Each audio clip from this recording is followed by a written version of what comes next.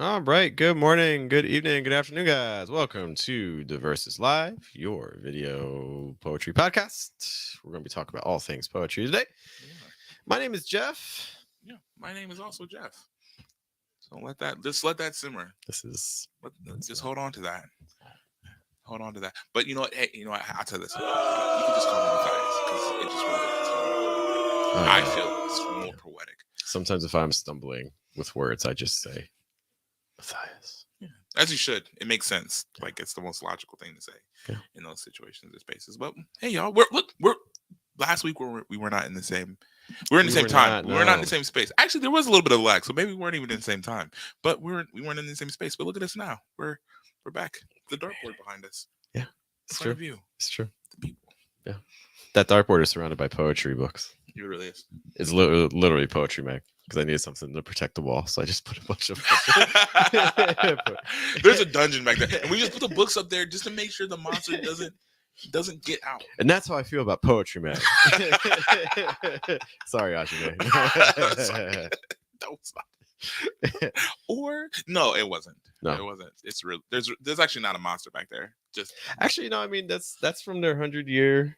When was that? When they had their 100 year anniversary, every edition they had like a different art drawing up there. how long have they been around? Pegasus, like 100 some years. That was from their 100th anniversary, so they're probably like 105 or something. But you said like every 100 years. No, but like they come out every month. Every month. So every Jeff is month just they have a like different. I remember the All right. first Anyways, 100. I'm not back making this when up. Does anyone else have like their back when 100? they invented poetry. Anyone else in the poetry mag? Subscribe. I'm not anymore, but I did in the day, and then you see what happens. But speaking of that, we're going to be talking today about things that poets should know, and especially getting started off. If you're a new poet, or you know someone that's getting started in poetry, but you're trying to guide them, and you're not sure how, what are some of the things you want to consider? And maybe that's actually one of the things is subscribe to Poetry Mag or a poetry journal or something like that. That'd be a bad idea. Throw your money away. No, this is I did. I'm sorry. So we're gonna be talking about what are some skills and things that if you're getting started with poetry, or maybe you've been doing poetry a while, but you're like, man, I don't know what I should focus on now. Maybe you don't have like a mentor, maybe you don't have someone you're working with, so you're not entirely sure what direction to take with your own work. We're gonna hopefully give you some ideas, things to consider. Yeah. So, Matthias, if I had to start with you, and you had to give advice, imagine I'm a new poet, brand new, young, Okay. naive, like more young and more naive than I currently am. Okay. What should I start with if I want to get involved with poetry? Do you think? I would really kind of just look into finding poems and poets that I enjoy, and actually really like locking in on a poet that you enjoy and really kind of exploring their work, and then branching off. So this might be like a step one, A and B, right? So you might have A is find a poet that you really, really enjoy that you would be like, this is my favorite poet. Which typically, if you're like, I'm just now starting poetry, there's a poet out there that you're like, I really like. This is somebody that really inspired me. So digging into their catalog, if they have a catalog to really dig into. And then from there, going to, I mean, it's a lot easier now because you have like YouTube and you have just Yeah. a wealth of resources on the internet to be able to see, who this poet's influences and things like that are. So I would just kind of go down that trajectory. Just start off poems slash poet that you love, and then poets and poems that you love that are in association with that work, and then just spread out from there. That's I like the idea of trying to almost like your poetry tree, or trying to find out. Poetry. I don't normally press this button so frequently. I'm sorry. I don't know why. I'll leave. But the idea of like seeing all the poets who led to the poetry of someone that you admire, like you can find their influences a lot of times, especially if you look at a poet's first collection because when you write your first collection, you're all excited, like here's my first book. So a lot of times, if you look at like the acknowledgments page, or they'll have like a section of just like thank yous and things like that. Yeah. And it's always fun seeing a poet's first collection because the thank you page is just so long. They're just it's like 2-3 pages of just names. Like I remember Hanif's book, which you're actually in. Yeah. Do I have Yeah. Hanif's book? I don't have it. Anyways, Hanif, if you're watching, what's up, man? What's up? Crown ain't worth much. But you can see like all those names that they're listing, those are probably poets and people that they've had encounters with and learned from. So if you're Legend has it, I gave Hanif like the perfect dap. Like we dapped each other up and it was perfect. And he's like, "You're in the book." You didn't even know you were And in the book that's- until you're like, wait, I'm in the book. Yeah, it was so weird. I can't remember what the scenario was, but I just remember being like, "Are you serious?" I just didn't read the back. I saw all the names and I was just like, "Oh, look at all the really cool people." I got like 6 people in and I was just like, "Okay, cool." And I would have read 7. Yeah, but that's definitely a great way to start. So like you can learn all the different people's influences and things like that. Yeah. Just take a look at their acknowledgments page. I recently posted a poll onto Threads, which is our platform of choice aside from YouTube. Just gonna highlight this if it loads. Behold, so I asked people, what of these should a poet learn first? I don't like how I worded that question, but anyways, we got 23 votes in on this, which is cool. Almost half of them picked metaphor, which I thought was interesting. After that was tone, then stakes, and then meter. People are not respecting the meter. People are like, we don't care about that meter. No one rhymes anymore, or if they do rhyme, they don't care about how many syllables they got and things, or the stresses. How do you feel about this list? It makes sense, and I think if I'm looking at things to be at like concrete with, metaphor is probably what I would start with. It's a horrible camera angle. Let me adjust that. Okay. Why can you go more into that? Why would you say metaphor is a good place to start? Because metaphor has a fairly clear definitional plane that you can. I mean, it might not be as easy in execution. You know what I mean? Mhm. But it has a very clearly defined like definitional plane that you can actually, if I'm telling you, okay, you don't use like or as, like these things are just are these things, right? And then you send somebody off to write poems, like I think that it'd be a lot harder to go wrong Mhm. with that definition. It might not be great, but you can follow that definition. I think that a lot of poets use metaphor to start out. There's a lot of poets that people that list up again. Yeah, there's a lot of poets that use, I would say use metaphor, but I would say use rhyme scheme Mhm. and with heavy metaphor embedded into rhyme scheme. Mm. Which I mean, a lot of them, like, depending, like a lot of rappers be using like simile, right? But like Mhm. metaphor is very heavily embedded in the rhyme scheme as well. So those two kind of going hand in hand. I'm not saying that it's like the best thing, or the thing that I would necessarily stress, but I think that if I'm,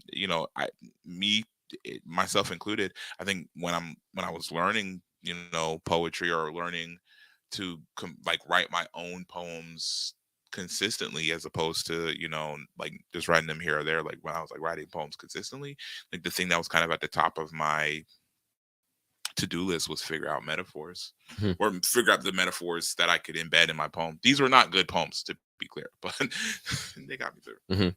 Mhm. All right, what did you think about the list? Like, what was your I don't think it was takeaway? surprising. It wasn't probably the order I personally would pick. But I get it. I understand it. I think when a lot of people think poetry, I think the figurative language aspect is one of the first things. I mean, I feel like a lot of people have seen those exercises where what do you do? Like they'll give you the worksheet, like the Yeah. metaphor worksheet. Like he is blank as a blank and things like that. Like he is tall as a tree and things like just kind of like beginner simile, beginner metaphor exercises. Which is fine. I get that. I think metaphor is also a really important component. I think something that you see especially in terms of like extended metaphor through poems, I think Yeah. is a tool that you don't see, especially beginner poets utilizing. A lot of times, what you see is just, I don't want to say like the throwaway metaphor, but it's like you have a line, it has the metaphor, and then it's never kind of referenced again. So the Yeah. chain's kind of lost. This is just kind of like a missed opportunity. Yeah, well, I think it kind of takes away from the depth of field. You know what I mean?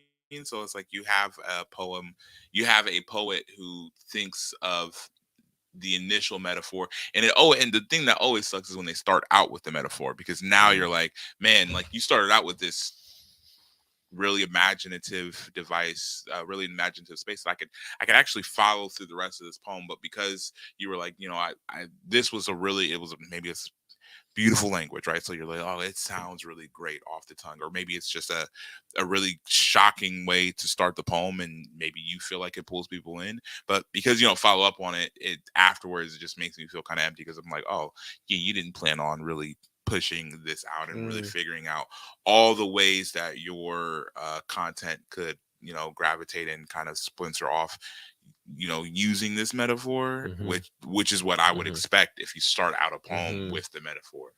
mhm. Yeah, it can easily fall into that kind of like missed opportunity. Like, oh, this was a cool concept, and then it just we didn't follow through. Yeah, You know. sure. Um, so I think that's one of my things with metaphor. I think it's important. I probably would have put tone. I'm very biased because this is something that I've directly been guided towards thanks to mentorship I've had just from like working with like Vibey Francis and Greg Pardlow, is incorporating more tone into my work and just the emotional impact. Because again, we say it all the time, but when people read your work, they're they're not, they might remember some aspects of, they might remember an image you gave or something like that, but they're not going to remember, in general, every single word, but they're definitely going to Yeah, remember how you made them feel.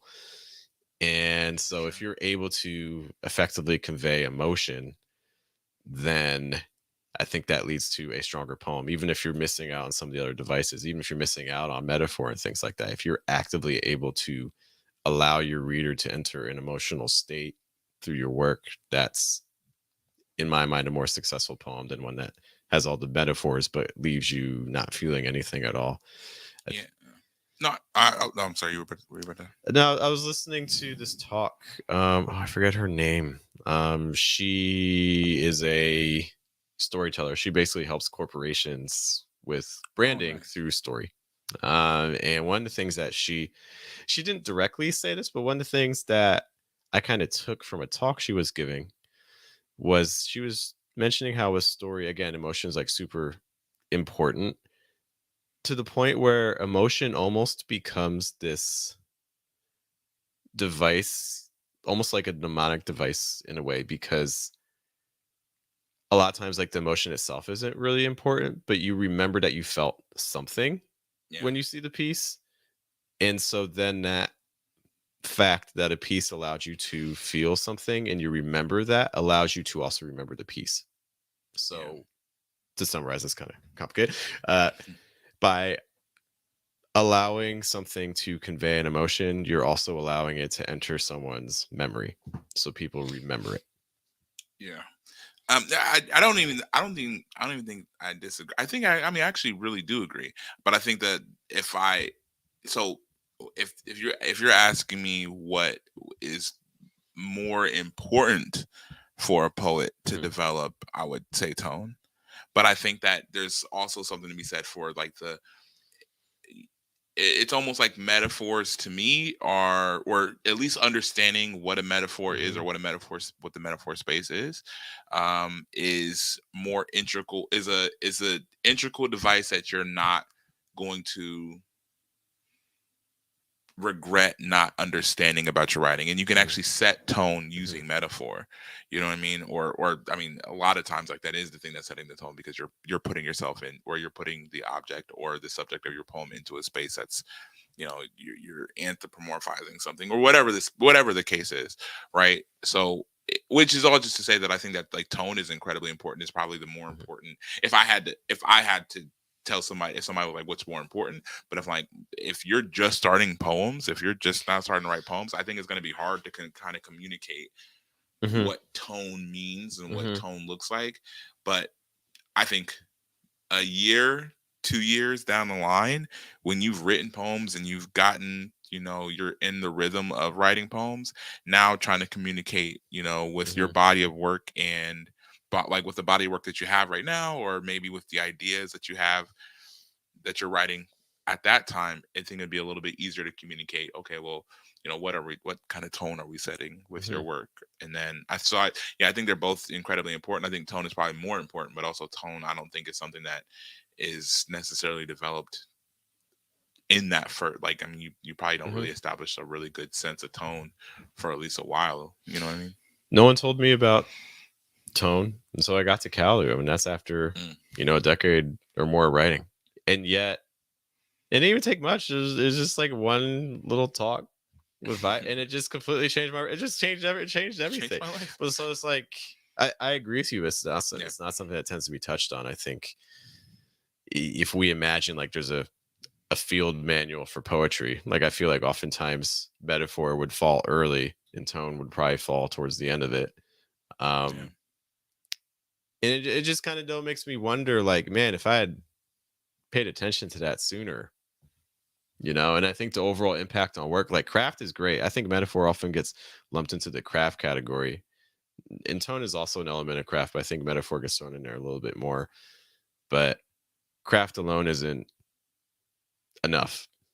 right. It's just not. You think you're doing all these. It's like playing the piano. You could play every right note and not sound as good as someone that's like adding in the mistakes and things like that, but playing with emotion. Yeah, passion is about 90% of the experience. Like, I think there's a lot of there are a lot of poets that, if you did if you did readings, if everybody read the same exact poem, right? So let's take Hmm. you say you took an author and everybody read the same exact poem. You're not gonna hear it the same from everybody. Um, And you're not gonna hear it the same from somebody who's read it once as somebody who's read this poem 50 times and they're like, this is one of my favorite poems. This is how, and like even the interpretation of line breaks and like hmm. kind of so yeah, I mean tone is like the transferable energy of Hmm. like of the poem, because like the metaphor of the poem is like, something that you're going to understand because of the language, but Hmm. I feel like the tone is something that you're going to understand because of something that it does that's a lot deeper. Hmm. Hmm. I just don't want someone to have the same experience I did, where I mean, Set Bobby the tone literally, now. she's just like, Jeff, you have the best craft out of this cohort, but you ain't got the best poems. And tone would have changed everything. Not just like a competition aspect, but man, it would have changed everything. So I think the sooner we can pay attention to that, the better. Um, Besides that, I want to look at that list again. So again, just to get the percentages for people in audio, metaphor again was 43%, tone 26%, stakes was 17%, meter 13%. See, the other one, I want to talk about stakes as well, because I would also probably put stakes above metaphor. Because if you can't answer that so what question in your poem, if you got no stakes going on, it is very hard to return to a piece. I think that's kind of something I'm noticing about how I'm kind of evaluating these things. I'm kind of evaluating these things on returnability. On what is the likelihood that I read a poem and I want to come back to it later. That's kind of what I'm going back to. That to me is a sign of a quality poem. That's fair. And metaphor alone, I don't know if it can carry that weight. I mean, you could. It's harder. Like I think a poem that has stronger stakes and that has the stronger tone, those are easier devices to make me want to return to a piece than just a poem that has a good metaphor. Yeah. No, I'm yeah, I don't disagree at all. I think with me and you feel somewhat, I mean, fairly the same the about metaphors not being as important.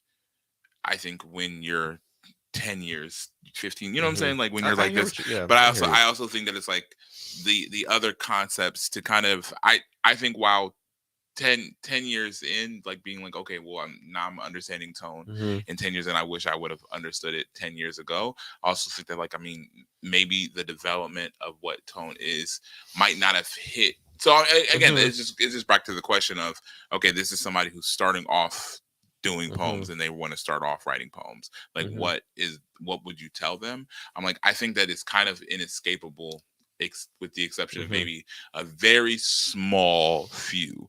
It's fairly inescapable for your first, poems to not, for you not to 5 years from now look at your first poems and be like, man, these were terrible. You know what I mean? Hmm. Like I hear you. I know for sure. I look at back at my poems and I thought they were great. To be clear, I thought they were great then, and then I look at them now. I'm like, oh man, and it's not even just, hey, I'm a different person or whatever, but it's actually there's the a technicality to those poems that are like not as good. They're objectively bad. Let's be They're clear. objectively very terrible poems. Okay, this is actually purgatory because I wrote those poems and now I have to spend eternity here. But no, yeah, no, I think that there's just the the the entry level, advice, information that I would give to somebody is not the advice that I would give to somebody in order to make your poems better. Hmm.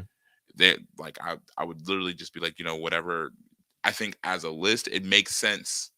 It makes sense as a list because to me it makes sense that in order to start writing poems and start getting better, this is the direction to start. But as far as whether or not in the whether or not that's the order of importance for good poems, that's different. I feel like if I and maybe I'm in the middle of trying to organize workshops thing, so keep an eye out on the socials. Now I'm thinking of organizing like like intro to poetry course and not teaching metaphor and just going in on stakes This is and how Jeff tone. creates programming. He's just like in the middle of Yeah, the podcast. He's like, you know what? yeah. So this is the I'm gonna do problem. the opposite of I got this. I'm gonna do ideas. the opposite of this. The problem's not ideas. This is Ideas how the always Wright come. brothers were like. They were just mad at cars. They were like, I'm gonna create a car, but there's not gonna be wheels on it. That's What? What, Orville? Yeah, no, just keep watching. that's kind of what Henry Ford ran into a little bit. Like he wanted, like when he made like the Model T was doing its thing, and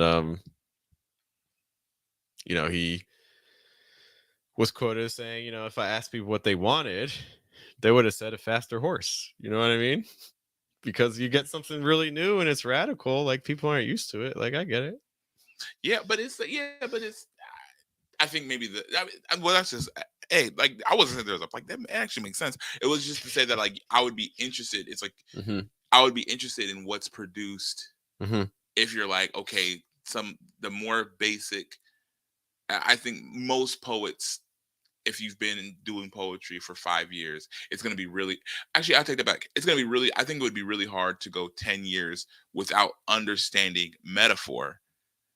I think you could be fairly successful going Hmm. 10 years without really wrapping your head. Like, maybe you're Yeah, like, my I poems would agree. be good. But I think it's like, if you 10 years into the game, if somebody's like, hey, what's a metaphor? And you're like, yeah, I don't really like, you know what I mean? Like, I think it metaphor serves as more of a staple of the community, of the I I agree. It is writing definitely more of a practice. staple. It's more traditional, but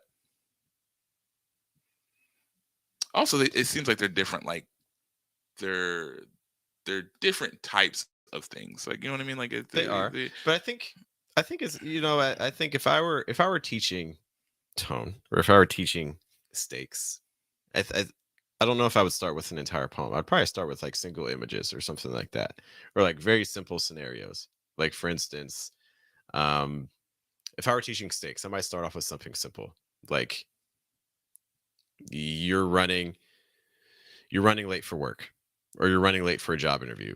What are the implications of that? And then even just like kind of like just thinking about like the chain of events that comes after that. So like for instance, you're running late for a job. So what happens? Um, you potentially get fired. What happens if you get fired? Well, you might not get your paycheck. What happens if you don't get your like kind of like and just like going down road, because then you can start understanding what's at stake, what are the implications, and things like that.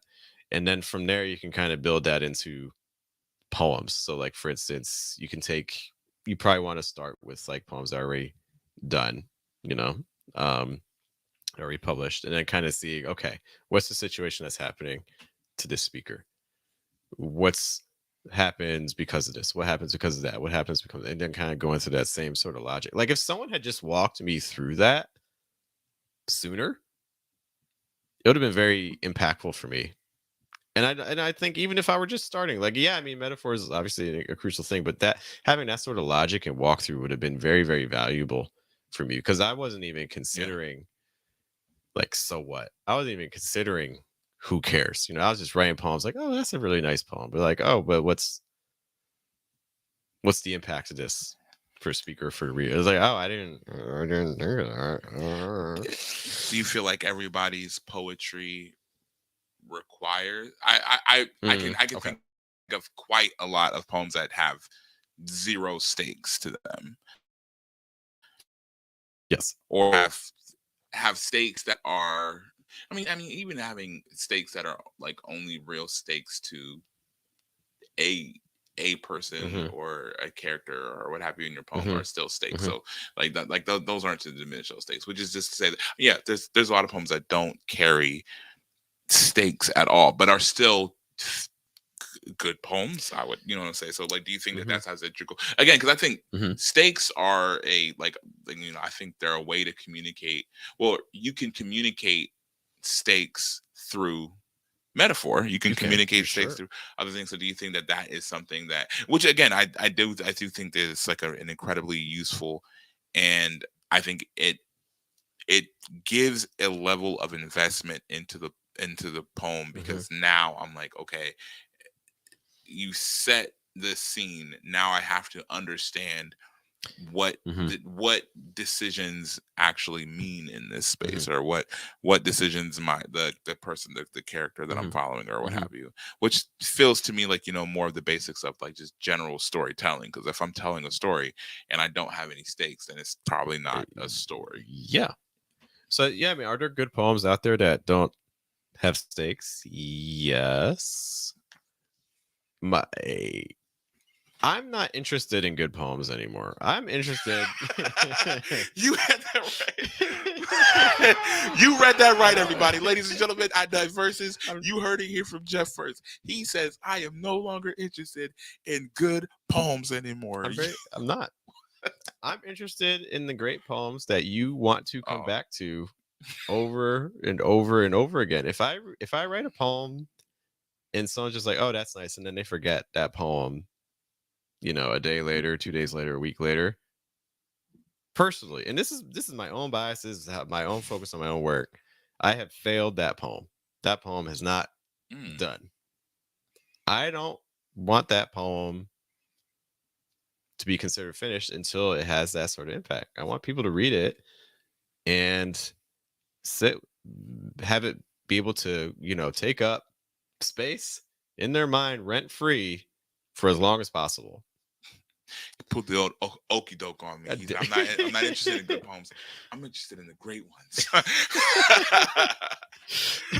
so because I think it's really easy to write. Well, not like really easy, It's but really easy for good poems. I think Great it's very poems. possible to write a good poem that doesn't have stakes. But I think it's very hard to write a poem that someone comes back to that doesn't have stakes. That's fair. No, I agree with that. And I think, again, like it's just, again, it's just such a simple question to ask. Like, something happens in your poem, and you're just like, so what? Who cares? Because I don't. Because I don't. Not me. Big surprise, breaking news, shocking news. I hated it. So and like if someone, because there were poems again I brought to workshops, and this again was particularly at Callaloo. And the poems themselves well crafted, based on feedback I was getting, but missing out on that question. There's no reason to return back to the piece. Like, oh, that was nice. That was nice to read. You ever read that poem? Like, you read a poem, you're like, oh, that was nice. I like that poem. That was nice. and then like you never come back to it because there's just nothing really to draw you in. I think stakes are the way that you break free from that. I think stakes are the big unlock. Yeah, I mean, I definitely agree. I think that there's a if you think about a good protagonist, if you think about somebody who, and like when I say a good protagonist, I mean a good protagonist is in a story is whoever it is that's primarily driving the plot, right? Hmm. Like that is the person who the writer of the story is pushing the plot through. So their decisions are the ones that, if the protagonist goes left or right, then if there's a fork in the road and there's left or right, then the story happens whichever direction that the protagonist goes through. And as a writer, you really clearly defining the the role and the rules around, what happens because of this character's decisions, like that is how you get investment Hmm. as a reader. And that's the reason why, if you have like a show, or if you have a movie, or if you have like a piece of content that you're watching, and the characters that you clearly define stakes in your show or your movie or whatever the content is, and in this case a poem, if you clearly define stakes that your characters break or disregard, then it also it creates a flimsy, like Hmm. right, it Hmm. creates flimsy writing, because your goal is to be like, the to create the continuity that really impresses Hmm. upon those stakes in your poem. Hmm. Is I mean, it should be one of the goals, if not Hmm. the primary goal. Yeah. But again, I'm just saying that that's like the game changer, but it's also like the metaphor is one of the tools that you can use to accomplish it. And I just think Hmm. that Hmm. there are absolutely people that kind of have that already ingrained in them. I think, There yeah, are. I think tone is something that, is kind of a characteristic of writers. You can learn it, absolutely, you know what I mean? But like I think there's a lot of writers who already have like kind of the stories in their head that are like, this is how, like, this story isn't even interesting to me Hmm. if there aren't stakes here, if Hmm. there aren't things I can that I will gain and lose depending Hmm. on the situation or the scenario. Hmm. But yeah. Hmm. Similar concept to that. It wasn't when I was doing the poll. You only have four options. Um, Another option I was considering adding was a turn, Mm, um, which I decided to use stakes instead because I feel like turns are often connected to stakes to a degree. And I think that if your goal, I'm approaching this from a very academic mindset with poetry. I'm approaching this from someone interested in submitting to especially like tier one type journals, like your poetry mag, your Kenyon review type journals. yeah, And the reality is there is a code, and you can get poems published there by breaking the code and things like that. But the reality is that most poems that you're going to find in those journals, if you read them, one, they're going to have stakes. for sure. Two, they're going to have a turn. Almost always going to have a turn. And it's pretty predictable about where that turn. I've actually read some poems kind of like making fun of that. But typically your turn's going to be in the last third. Because if it's right in the middle, that's too soon. And if it's like in the first stanza, that's also way too early. It's typically, and then if you have it in your very last stanza, that's too late. So usually it's right around that kind of like lower third mark is usually where you see the turn, and that's also tied into stakes. And that's also something that a lot of my earlier poems were definitely missing out on. It wasn't even something that was on my radar. Mm, Um, but that's, I mean, it's similar. You see it in songs with like the bridge. You see it in movies with like the climax and things like that. Poems at that. If you're approaching poetry from that sort of mindset that like I want to get into these sorts of journals, then it's pretty much assumed that you're going to have a turn somewhere. yeah, I mean, I agree. I mean, I don't see. I mean, but also it's like I think that when you're writing I mean, actually, I don't want to say. I take it back, 'cause I don't think that's everybody. I think that in the open mic poetry culture, Mm-hmm. maybe it's a little It's a bit little, it's different. a little different. It's a little bit different. It's a It's a little little bit different. different. We've been there, yeah. But there's a lot of rooms that I mean, Columbus, that we came up in, that afterwards, after the show, you're kind of having discussions. And actually, I'll never forget it. Um, it was after a show. It's okay. it was after a show, and this guy, I mean, he seemed like a pretty good guy. I can't remember his name. But after the show, he was like asking people what they thought about his poem, and he was like Very really interested. brave. Ooh. But don't He do didn't it. talk to me. Like, don't He volunteer didn't that. talk to It's me. like you know what I'm saying. Like, especially if you're not. Like, actually, I take that back. I mean, because I think this was a good experience for him. But I just remember Scott being like, I don't Scott was in remember your Columbus. poem. Scott, yeah, Scott, shout out to Scott Woods. But he remember like, I don't necessarily recall your poem. And the thing is, it's like, if like, do you remember? And he was like asking. So yeah, I asked him like, do you remember his poem? He was Mhm. like, yeah, I remember your poem because it did this. And he was like asking like a couple of people like, do you remember their poems? I was like, so what is the thing that you think, you know Yep. like, that's what you should really like be thinking about, because it's like, regardless if it was good or bad, like the worst thing that it could be is not even memory. Like, like, Yeah. I don't even remember this Mhm. experience of you saying poems to me. So which I think that there's a lot of things that kind of contribute to your poem being memorable. And I think Yeah. as people, we are really, really, really attracted to like narrative based devices. Like, if Yes. you can give us, because it also helps us kind of organize the lessons that we're learning in the poem.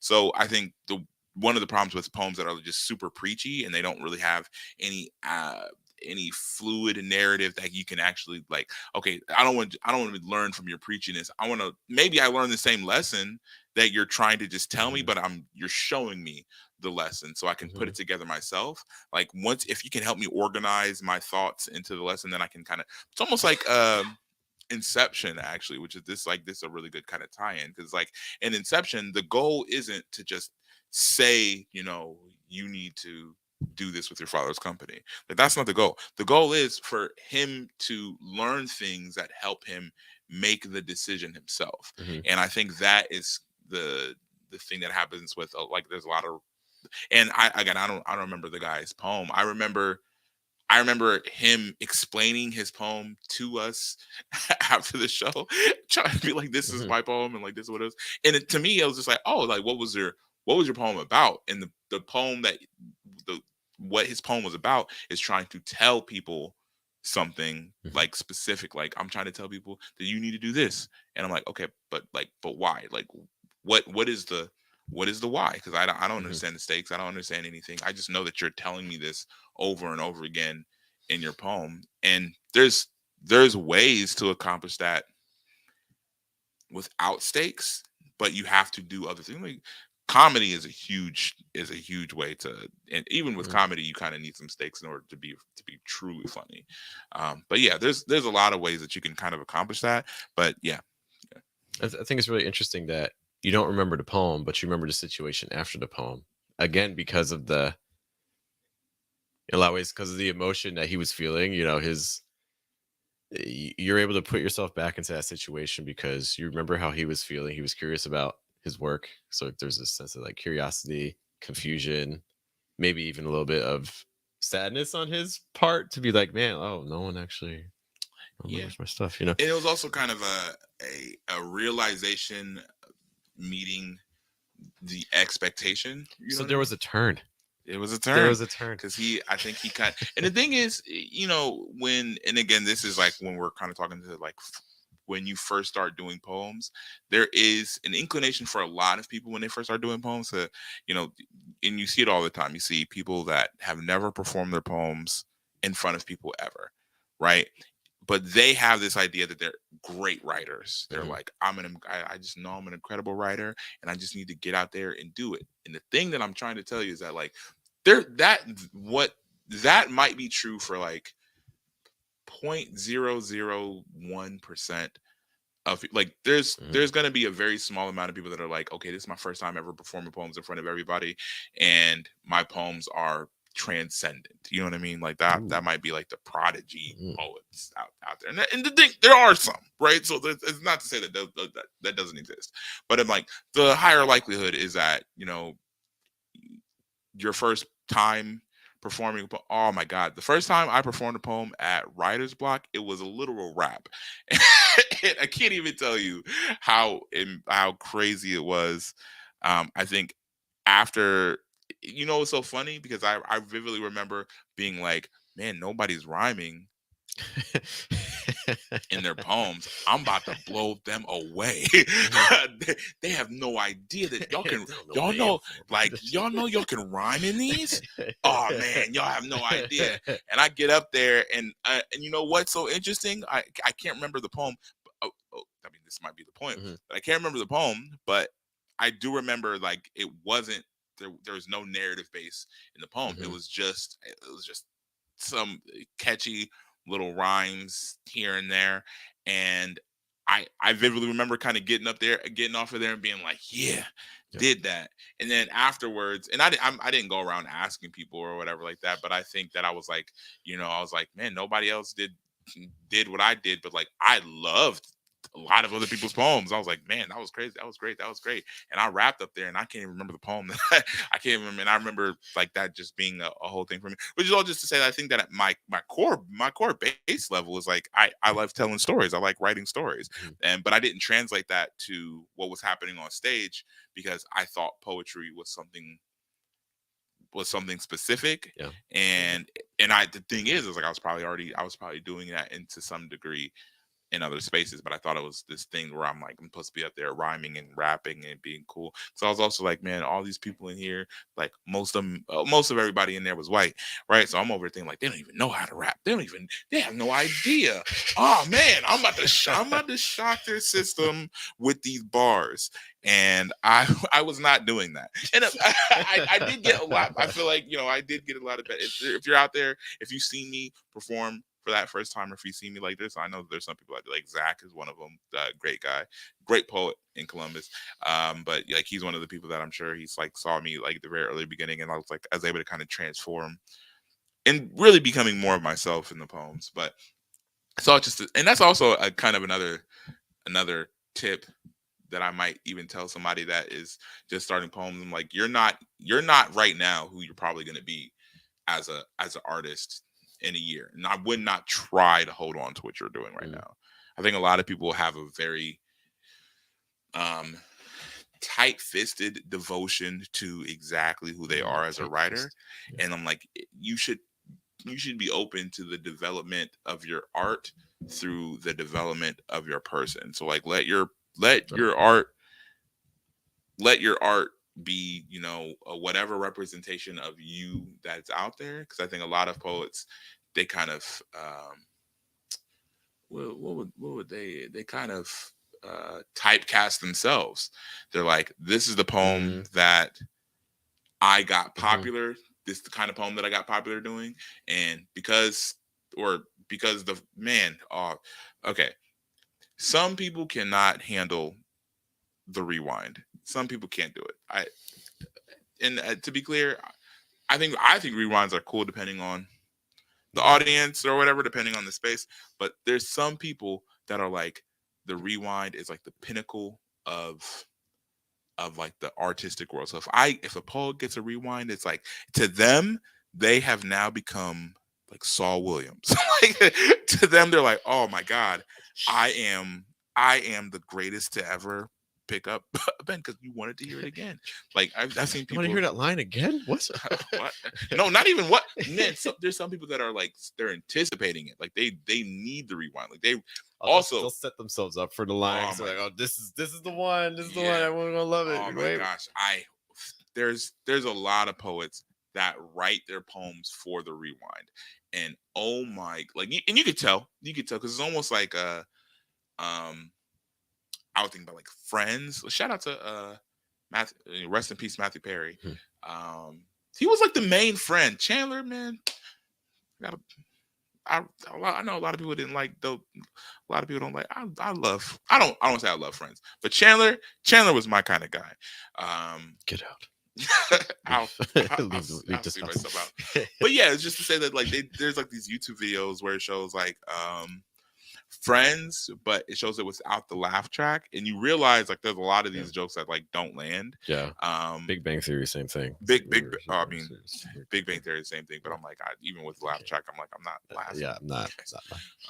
But it was just to say that like it's so funny because there's a lot of poets, and I'm like, if I were looking at your poem on the page, or if I was just if it was just you reading the poem to me and nobody else was around, like I wouldn't think it would be great. I would be like that's not a line. Yeah. That line's not doing what you think it's doing. And I think a lot of poets rely on the rewind, and they rely on the space being something very specific in order for the poems to go over well. Yeah. Oh, that's actually okay. I have another lesson that's tied to that, but like we can focus on this for now because there's something I want to say that's tied to that Scott actually taught me as well. I just But want what to do we highlight. got? I want to highlight Doug's comment here. Doug says, "I'm a new poet. Welcome, Hi.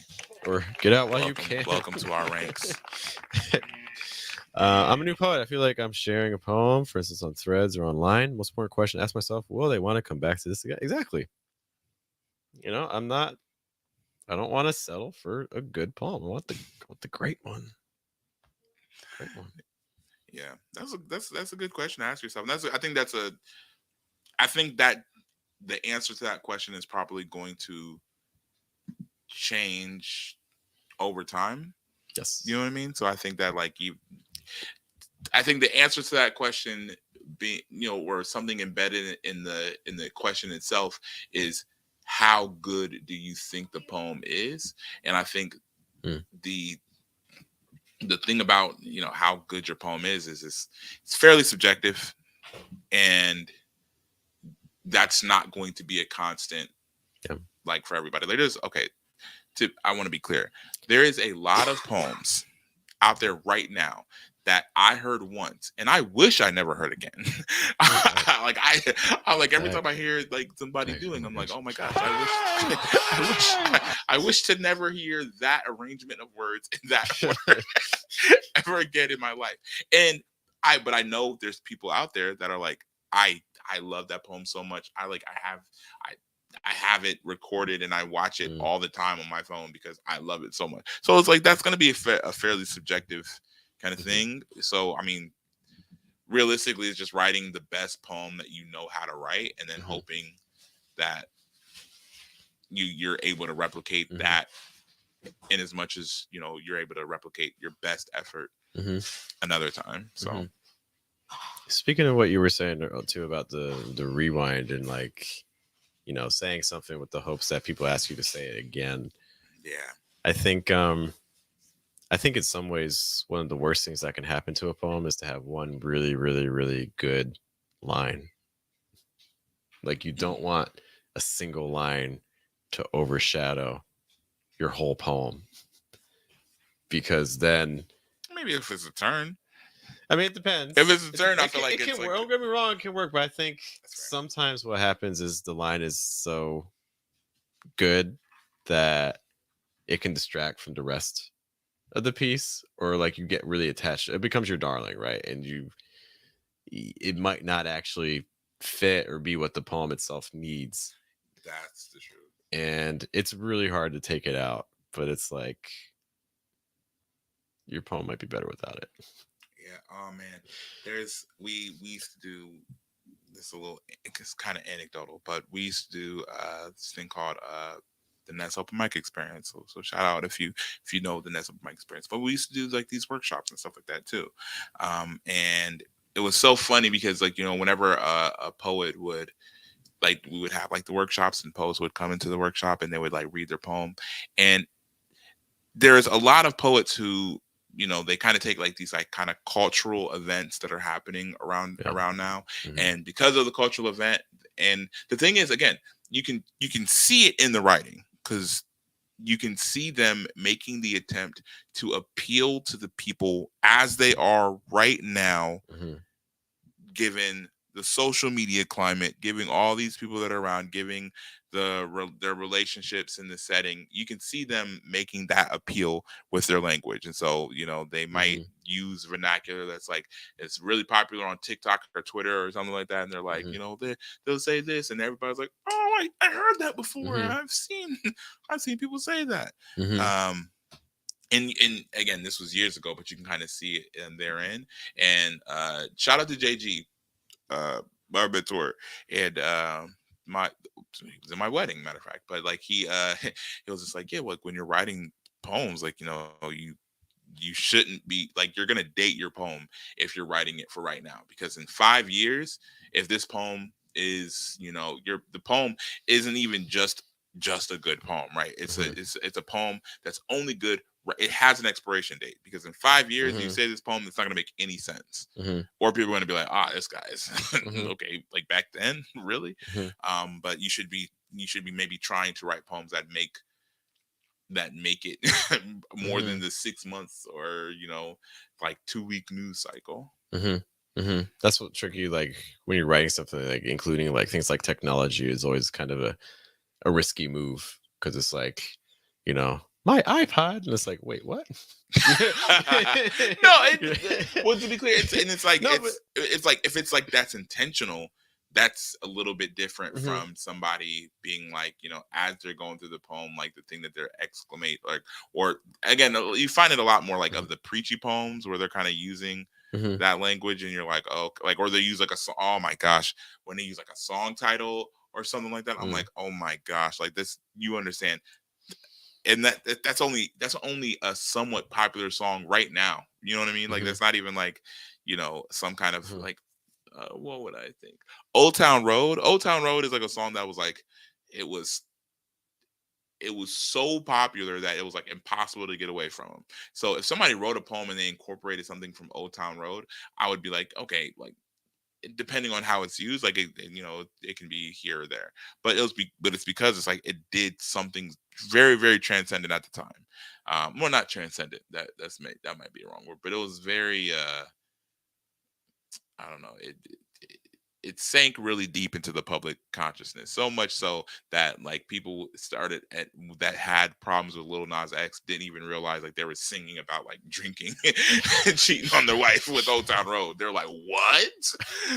So yeah, which is all just to say that like yeah, I think people try to do the cultural relevance thing a little too much in their poems Mhm. sometimes, and your your goal with it being again the only good outcome that can happen is somebody snaps or they give you the rewind Mhm. for that line in that poem in that room right now. But did it strengthen your poem? Did doing Mhm. that strengthen your poem, or did weaken the poem but gave you a moment on stage? Mhm. Mhm. Which maybe depending on your goal, maybe that's what you want. Maybe your goal is less about maybe you're using poetry as a vehicle to connect with that specific audience you're in, and maybe that's the way you do that. I mean, it Yeah. depends on your intentions. But it can have an impact on the work itself, but maybe that's okay for you. I don't know. Um, I have two more things I want to cover. First thing, so I asked on Threads, and by the way, if you're watching this, we would love to know we're talking about what are some things that new poets should learn or watch out for first. So we'd love to know what you personally would put on that list. What's the first thing you would want a new poet to learn, or maybe putting yourself back in that situation? We posed this. I just wanted to highlight a quick comment here from No Television. No Television wrote some things that they felt would really be important for new poets. Rhyme scheme. It's like rhyme scheme ideas. So they gave an example like pick some keywords, find their rhymes, and how they might fit to the framework of a piece. So like, focusing a little bit on rhyme. It actually kind of leads into a Mhm. point I want to make in a moment. Metaphor themes. What kind of metaphors make sense for your topic? So again, how relatable are they? So we're seeing the importance of metaphor. Alliteration sets. We're kind of seeing a lot of things based on acoustics, which is cool. So similar sounds can create a hypnotic rhythmic trance-like feel. And empathy hooks. How can you make poetry tangible? That's a great question. How do you add into concrete? How do you wrap your reader into the content Incorporating senses is something they recommend. Okay, so and we have some examples here. He smells like oolong tea. Uh, the inky ocean. All right, cool. So that actually kind of leads into a point I wanted to make. Thank you so much to No Television for sharing that. Appreciate you. Um, one of the things in the survey, I know I just closed that. When I did the survey, something that got a very low ranking. I'm loading it up. Dramatic Michigan's pause. football team. Dramatic pause. Oh, dag. Oh, dag. Was that before or after they stole their signals? Or signals from other teams? Hmm? Can you hear about like Michigan stole signals from other teams? Oh yeah, I forgot. Yeah. Anyways, meter. So in our survey again, we asked what should a poet learn first? Metaphor came in at 43%. Tone came in at 26%. Stakes came in at 17%, and then it was very, very sad. Meter came in at 13%. They want to use the English system. Why is oh wow. So why is meter so low? Why are people not feeling the meter? Are you an I am fan? Do you like I don't know. I just don't think that it's I don't know if I would say it's like low as much as I would say that it's, if I had to prioritize all of the ones that we have on the list, it makes sense that it would be lower. It'd be lower for me too, but why are we not placing meter higher? What is it about meter that people are like, we can hold off on this till later? I don't know. I don't know that I would say meter matters as much. Mm. In the grand scheme of creating the poem, I don't know. It doesn't matter. And not to say that it doesn't matter, because if you had to like make up everything that happens in the poem or what matters to the poem, I think it does matter, but doesn't matter as much as the other elements. Doesn't matter as much as I would say understanding what a metaphor is. No, I don't like. I think metaphor is a tool. It's an integral tool, and it's a tool that can help you communicate other things like tone. Mm-hmm. You know what I mean? And so I just don't think that meter is something that is as high on Mm-hmm. my list. Mm-hmm. Mm-hmm. One of the things is, I don't disagree. I think it's also something though, it becomes very evident that people are not thinking meter, especially beginner poets. I think if you read a lot of poems on social media from people who are getting started, I think it's really interesting when you see a lot of people getting started with poetry. Not everyone does this naturally, but a lot of people are starting off with a focus on rhyme. So you see a lot of rhyming poems, which is cool. But it's always interesting reading these rhyming poems. So like you'll see like one line is like 10 words in it and like crazy amounts of syllables, and then the next line will be like half that and rhyming with the first line. So like the rhythm is just completely off because like there's just no balance to it whatsoever. So it's like, man, if this had some meter to it, it would add a lot more intentionality, and I would understand the organization and help a lot with the flow. So I think meter is one of those things that a lot of beginner poets aren't even thinking about. A lot of people are just thinking like, oh, if I have 2 lines that are each 5 words, or if I have 2 lines that are each 10 syllables, they'll have the same rhythm. It's like, well, it doesn't actually work quite that way. I think meter is also one of those things that it's almost getting into like kind of like quantitative versus like qualitative data. I think there's a lot of qualitative aspects to meter where it's like you can use meter to convey, for instance, different emotions. You know, like if you're using a lot of, for instance, like if you're using a lot of trochees, like da da da da, like that can add a lot of force to something. Whereas like if you're using a lot of iams, that can really soften things. Like it is da da da da. It's just a lot of softer rhythm. Yeah. I think there's kind of like a lot of these like kind of like subtle qualities based on sound that a lot of people aren't necessarily thinking about, because like you don't necessarily think about, oh, I'm going to write my angry poem, this meter would work great for my angry. Like a lot of people just aren't even thinking that. Yeah, I think I mean, it's also like meter to me is also a tool. Like so, it's Hmm. not necessarily. It's not something as somewhat ambiguous as like theme, right? Because you Hmm. can define theme, but then people can take that definition and it can become other things to other people, which Hmm. kind of could be here nor there.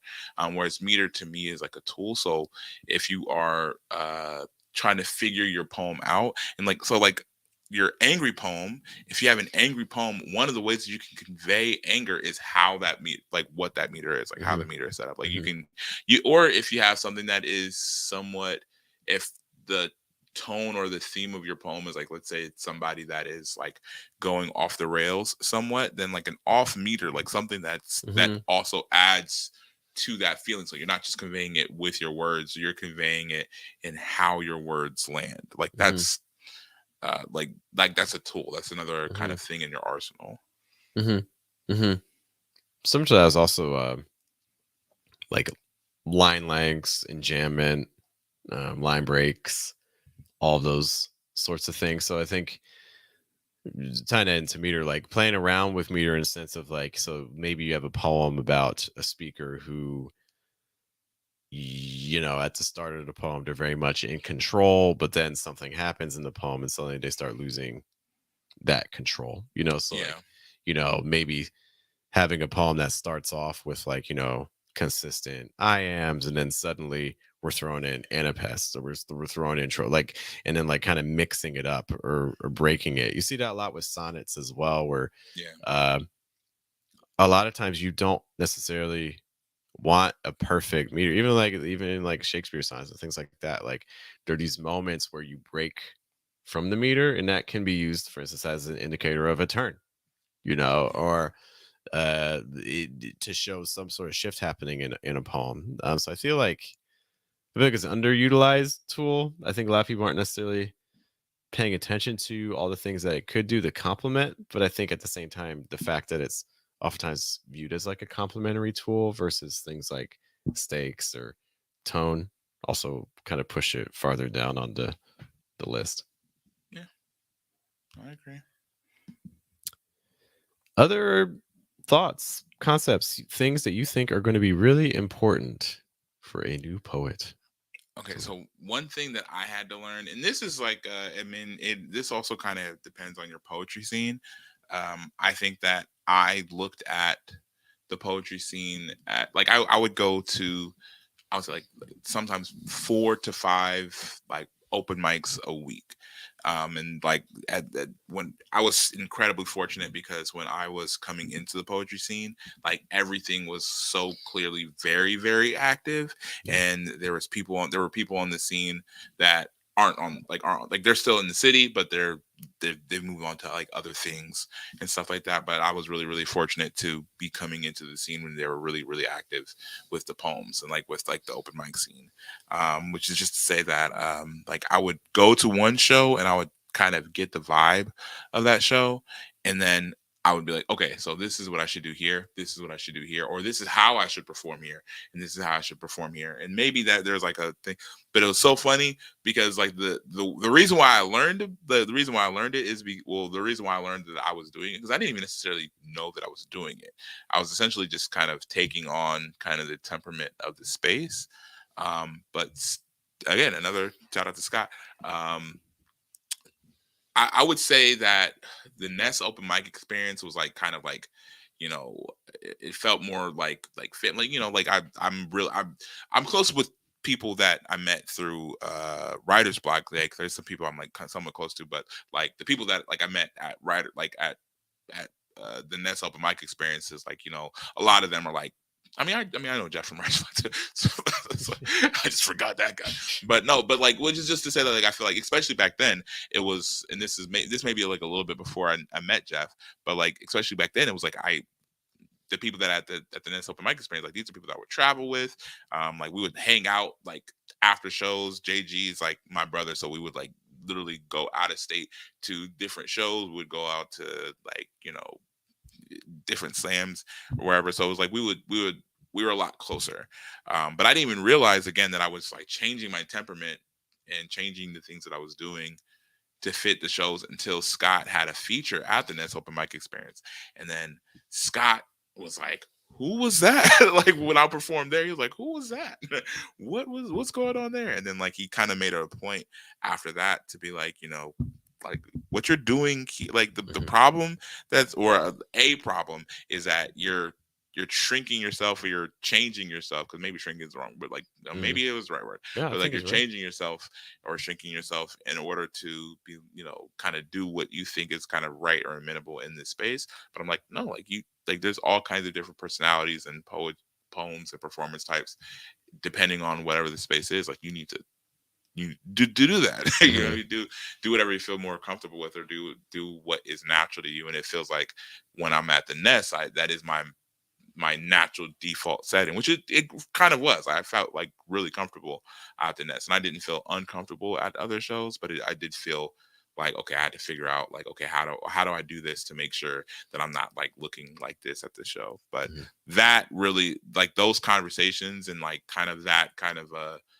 somewhat like uh antagonistic space from a host kind of really helped me out, because it was like, okay, I can't expect for people to like my work or like my poems if I don't even like my work or my poems the way that Mhm. like the way that they are and how I want them to be performed. Like I'm like, I need to change it Mhm. so that these people think that they're good poems, or maybe I thought differently of the next people, so I'm like, Mhm. these people aren't going to like these poems if I do it Mhm. like this or like this. Mhm. I think that really speaks to the fact again, like being honest with your work, understanding what your work is doing, and sticking with that consistently is really key. I think also the other thing you mentioned too is if you have a doubt about your poem, this isn't necessarily like a skill, but I think just for new poets starting out, just a tip that I wish someone had told me sooner.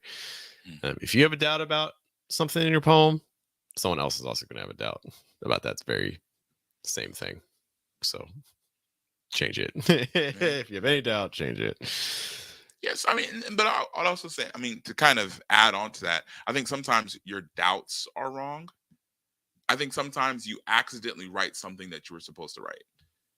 You accidentally create the poem exact like there's and not even just my work. Like I think that there's Mm. been a lot of work that I've been like around that like I, oh man, no, at uh not Third Way, $2 Radio headquarters. Like this was a couple years ago. Dinez Smith had a workshop, and I can't remember the full content of the workshop, so I can't remember what exactly what the workshop was Mhm. about. I think I kind of came in late because I was heading off. I was actually coming from another show, but I came in to the workshop and they were just talking about the content of the, like poems and things like that. Mhm. And one of the things that they were bringing out was there's a lot of poems that are created out of out of a space of like just really genuine inspiration, and maybe they're in the moment they're free writes and things like that, Mhm. that later on you're able to develop into poems, and they go contrary to what you would typically write or what you would typically create. Mhm. And I think a Mhm. lot of times we generate work, or we're doing something super conscious, like we're thinking like, oh man, like, Mhm. but if I say this on stage, is this going to be frustrating to this person, or am I Yeah, covering fear's the thing. Yeah. enough ground, am I explaining Mhm. this, I'm like, or maybe exactly how you did it. There's like, again, which is just, Mhm. it takes a little self actualization, some like, just processing, but maybe the thing that you did when you wrote the poem, maybe that's like exact, like it, maybe the doubts that you have Mhm. are doubts that you perceive because you're trying to write too perfect. Like, so I think Mhm. you're trying to write too perfect of a poem, and a perfect poem and a great poem are, I think, two different things, at least in the way that I'm Mhm. kind of contextualizing it. I'm Mhm. sure you could probably wrap your head around a way that they are the same, Mhm. but I'm just saying that to me, like a perfect poem where you kind of I think you kind of exit the poem feeling like that was a good poem, that poem did good to me, and I can I Mhm. can walk away from this poem kind of intact. But the great poems, or the poems that I really enjoy, or the poems that are really changed me, are ones that like kind of break something very small, and like, you know what I mean, like they all Mhm. typically kind of break something Mhm. in my spirit. Some not even necessarily in a bad way, just something that, maybe there was something that was very small that was intact, that like a belief Mhm. or a way that I felt that was able to be touched by that poem. And now I'm walking away and that's always on my mind. And that's not gonna happen with somebody that's like, I perfectly could, Mhm. place this poem kind of in this box, and I like this is a really perfect representation of poems. Mhm. When I was mentioned, I was thinking more about like, oh, I don't know if this metaphor is working, or I don't know if this image is working. Yeah. Like a very kind of more minute thing. Oh yeah. But I see what you're saying. We do have a very important question with Ice. Do you like dark poems? I do. I almost exclusively like dark poems. I feel like you can do. Actually, no. I take that back. I think I really enjoy dark poems. I don't necessarily enjoy. I only enjoy writing funny poems.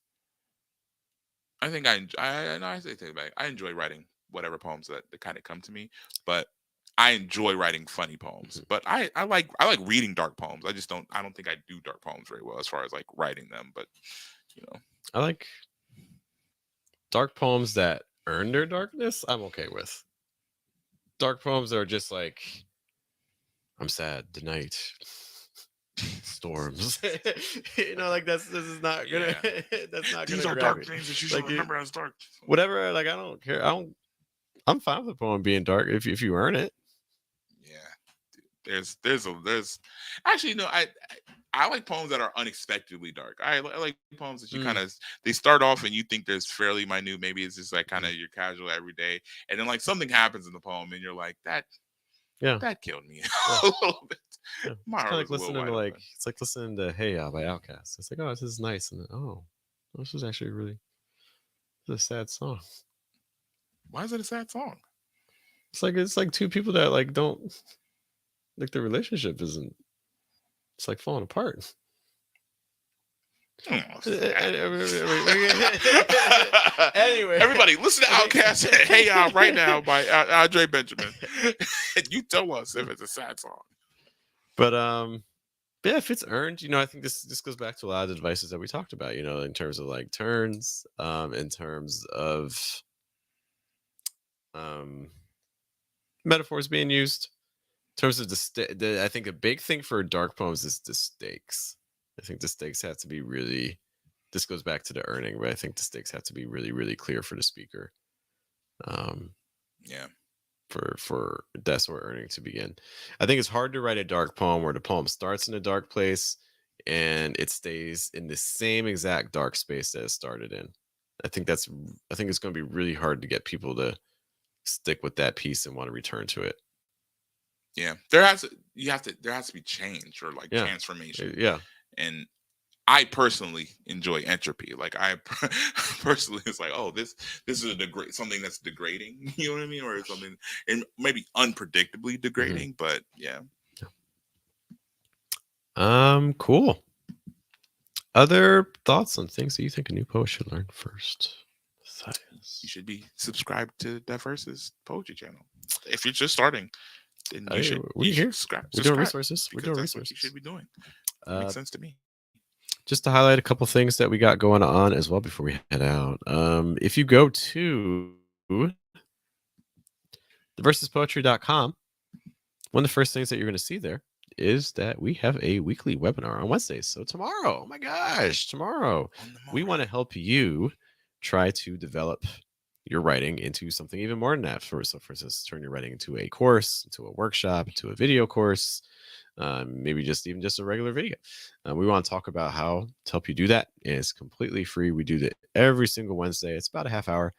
You appear on screen with me. We go through your goals. We talk about some strategies that you can consider, and we leave you with an action plan so that way you can actually get started and you know what the next steps should be. So you can find out Yeah, more information about that. Register at theversuspoetry.com and wait for the box to come up, do that. Do that. and we will see you there, hopefully. One final question from James. James asks, should some poems be banned? No. That's Well, I think it's even just the concept of like banned books, things like that, where it almost becomes like a publicity tool. Like, oh, I'm going to try to get my book banned, so then it actually becomes more famous. You know what I mean? Yeah. Um, so yeah, I think defining what does banned even look like, you know, Yeah. um, I like it's hard. Like, what does that? I don't know what a banned poem would look like. Like, it's like bans, like it gets censored from everything. Like, you can't even find it online. Um, or I need to know more about what band yeah. would look like, especially for a poem. Yeah. I just think that, I think one of the issues with banning again, I mean, I do believe in, like, maybe the poem shouldn't be coming from certain sources. And so, like, do I believe all poems need to be taught to, like, a first grade classroom? No. Do I believe that if somebody write, like, because if I'm if you start down the trajectory of banning poems and being like, this, like, and again, just what Jeff was, like, kind of the question that I think is a natural, like, what does banning look like? What does banning mean? If you go down to the trajectory of banning poems, then you're saying that poems can be banned. That Mm, because of this poem, because of the content, I would imagine it's the reason is the content. And maybe it's the person that's writing the poem. Who knows? But, like, at the very least, what I would assume is, like, the content. Because of the content of the poem, it has to be banned. Then a, I think exactly what Jeff said. You're making it incredible. You're immediately making it incredibly powerful. Like, it's almost like it it's not even necessarily that you would take away the intent of somebody maybe afterwards trying to get their poem banned. It's like, if you ban a poem, then it's like, this poem, all, like, what is happening with this poem? Because, like, all uh, all good things are, like, if you're fighting against the system, if you're like a rebel against, like, a system or something like that, like if you watch, like, V for Vendetta or anything like that, it's just like, yeah, when you're banning something, then you're superimposing a power onto that material. You're mhm, saying, man, this material is so powerful that I can't allow for people to see mhm. the work. You know what I mean? And that's, so even if your goal is to get this thing out of here, you're not, that's not what you're accomplishing by banning the poem. Um, but secondary to that is, like, now you're admitting, or you're putting the premise out there that there are poems that we should ban, and we not only should ban, but we need to have the power to be able to ban those books or ban those poems, because you're not always going to be the one to make that decision. So that only works if you're A, right, and B, always the one to make the decision? What I know. It's like, gotcha. Thank you, James. What if, like, James is like like the president? He's just like, James. oh, okay. I guess I won't do it. We just saved Or maybe I America. will. I don't You're know. welcome, America. Yeah, Coming live from Versus. yeah. We've pulled this country together yet again. Well, guys, if you want to share with us what, or would you say, three things that you think new poets should learn, we would love to hear from them in the comments or things like that. Hit us up Oh yeah. on socials, things like that. We are at the Versus Poetry. I'm going to send this out. Once more, my name is Jeff. My name is Matthias. Thank you guys for hanging out with us. We will be back next Tuesday with another edition of the Versus Live with the Poetry Podcast. You guys take care. Have a good day. Have a good night. Have a good afternoon.